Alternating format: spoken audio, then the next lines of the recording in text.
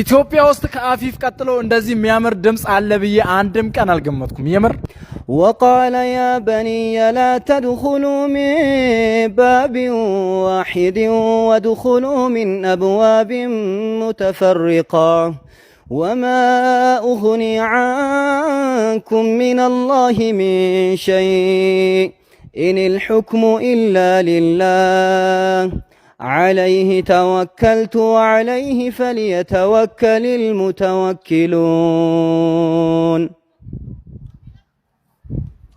وقال فرعون ذروني أقتل موسى وليدع ربه إني أخاف أن يبدل دينكم أو أن يظهر في الأرض الفساد. ኢትዮጵያ ውስጥ ከአፊፍ ቀጥሎ እንደዚህ የሚያምር ድምጽ አለ ብዬ አንድም ቀን አልገመትኩም። የምር ድምጻቸው ግን ማሻአላህ ነው። ጀዛከላሁ ኸይረን ጀዛከላሁ